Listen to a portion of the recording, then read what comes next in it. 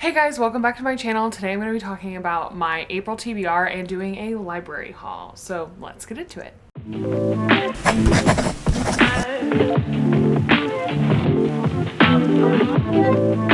Okay, so first up, my library haul. It's a bit outlandish. It's a lot of books. Then on top of that, my library has a digital library and I have some audiobooks on there, so I also have those to talk about. First up, I have the next book in the Shatter Me series, which is Unravel Me. I just read the first book last month. I fell victim to everybody talking about it on BookTube, so I decided to pick it up. So this is book 2. I'm hoping that it gets a little bit more interesting than book 1, because book 1 was a really quick and easy read, which I did appreciate. I want a little bit more going on, but I feel like with where we left off with book 1, there's potential for that. Next, I have The Final Gambit. I loved the first 2 books in this series. I'm sad for it to end, but I also loved it. Funny story, I literally bought this book. If you don't follow me anywhere else on the internet, I am a new mom. I have a son who's about to be 2 months old, and I bought this right before I had him, and I, courtesy of Pregnancy Brain, literally I think I threw the bag away that had the book. How did I do that? It had sponges in it too, and a couple other things that were mildly important to me, so I was a bit bummed. But so, got The Final Gambit for my library. Pack Up the Moon by Kristen Higgins. I'm really excited. I'm pretty sure this is gonna make me cry, which isn't great for my hormones, but you know, it's about a woman who passes away from a terminal illness and leaves letters for her husband for after she's gone, for him to, enjoy his life, because she knows he won't get out there and do anything since she's gone. Okay, yeah, maybe, I don't know, yeah. Then I got influenced because I saw Haley Pham's video about reading Billy Summers, and I've never read Stephen King before, so I might do a reading Stephen King for the first time vlog now that I'm starting this channel, because apparently this isn't scary. I don't do scary super well, so maybe I can do this. Okay, I'm a bad book person. Put me in book jail, I guess. Arrest me.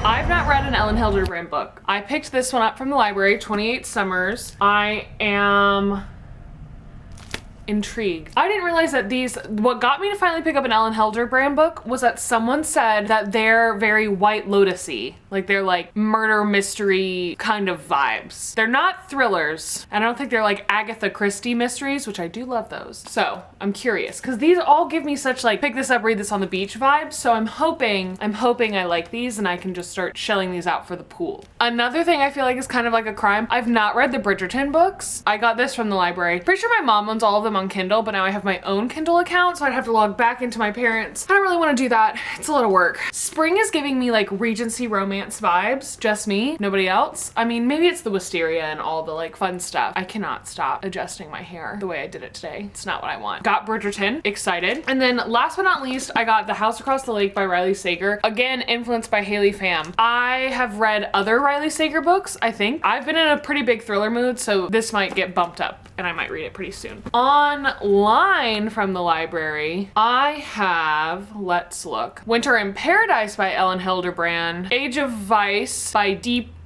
T. Kapoor. I'm probably saying that wrong and I'm so sorry. This was my book club's pick for January and nobody ended up reading it. I really wanted to, but I was in a terrible reading slump pretty much until I had my son. Pregnancy somehow just did that to me, and now I'm binging books like never before, so I'm really excited that I've got my reading energy back. But this was supposed to be what we read in January and I didn't get to read it, so I'm dying to read it. Before We Were Strangers by, I think, Renee Carlin. I can't tell if that's Carlino. I don't know. You can see it. This just sounded good. I've seen some people talk about it on BookTube. I'm interested. And then the audiobook of The Cartographers, because I own the physical book, but I go on walks every day with my son, and then, I have to feed him and do other things, so audiobooks have been really helpful for me. If you saw my March wrap up, you saw I probably listened to a ton of audiobooks, which is crazy because I had maybe listened to 2 before. Super excited about that. But those are the 4 I have, and then I have a lot of holds. I don't think I'm gonna get all through all of these, but because it is a lot of books. So that is the library haul portion. Now let's get into my April TBR, which is a bit ambitious. I won't lie to you. I think I went crazy when I was like, what all could I read this month? I said everything. I can read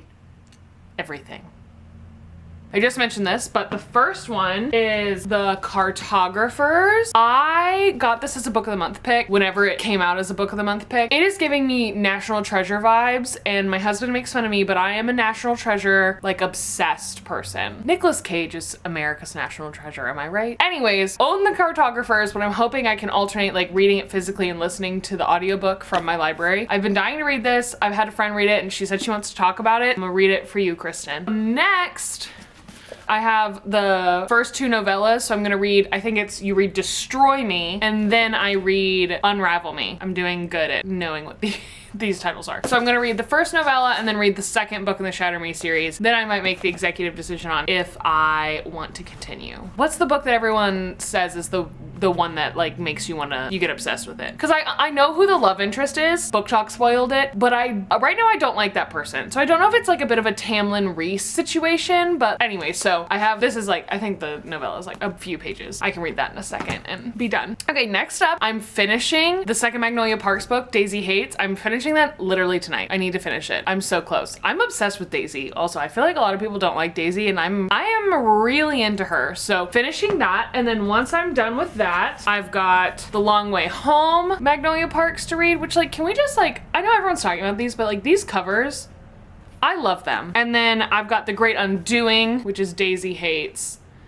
And so I want to finish the second one. I'm at like 56% I think on my Kindle, and then read the next two because I am like addicted to these. But I'm a huge Chuck and Blair fan, which everyone's been like ragging on the toxicity of BJ and Magnolia, and I'm kind of here for it because I'm a Chuck Blair fan. Like, do I recommend it in everyday life? Like, no, don't do that, girl. Don't take that kind of crap, but like, I might eat it up in a book form. I also recently started Mistborn, which is really funny because I just watched Haley's wrap-up video and she read this in March. Maybe I just am liking Haley fam reading vibes, I guess. But so I've had this forever. My husband bought this for me. It was like one of the first books I put on my wish list when I found Book Talk. I'm hoping to finish this. It is pretty good. It's a little like heavier for spring than I wanted it to be for a fantasy. Like I kind of want more like fun, whimsical fantasy, but I want to read it and I'm gonna at least get through half of it at minimum. That's what I'm gonna tell myself. I can do it. I like it. It's just I don't know if the vibes are right. I'm a bad mood reader, I'll be honest with you. Don't know why everyone's talking about Caraval once again, but I read Caraval, was obsessed with it, have not read the other two. I own them, have not read them, and I like love their covers. The vibes are immaculate. So I'm hoping maybe this can appear to my whimsical vibes, and I'm gonna try to read Legendary. I own Finale, so maybe I'll go crazy and I'll end up reading both of them, but I'm gonna say I probably am only gonna end up reading Legendary if I get to this month. And then I got sent this art and I have not gotten to it. So What Have We Done by Alex Finlay. Finlay, that's how I'm gonna say it. Like I said, I'm on a thriller kick and I think the description of this one sounds really good. 25 years ago, Jenna, Donnie, and Nico were the best of friends, a bond forged as residents of Savior House, an abusive group home for parentless teens. When the home was shut down after the disappearance of several kids, the three were split up. Through the trauma of their childhood has never left them. They each went on to live successful, if troubled, lives. They haven't seen each other since they were teens, but now they're reunited for a single haunting reason. Someone is trying to kill them. I'm very intrigued by this. I just read Flicker in the Dark last month, and that's kind of what sparked this thriller interest. I'm hoping I get to this. I'm really excited about it. It sounds really good. And then finally, I think I'll have to check if I'm planning on reading anything else, but I'm gonna read Tomorrow and Tomorrow and Tomorrow. It's my book club's pick. I just cannot get over how beautiful this is. I love this. Also, I got the Book of the Month, Book of the Year edition, and I'm not normally into like stickers on books, but I'm really vibing with it being the Book of the Year edition. I'm sure you've seen a million people talk about this, so I'm not gonna bother telling you what it's about. It's also one of those books that apparently you like can't really understand what it's about until you read it. I just know it's about like two friends who make a video game and it spans, I think, 30 years. This is what my book club is reading this month, so I'm really, really excited. I can't wait to talk about it. I mean, just like really,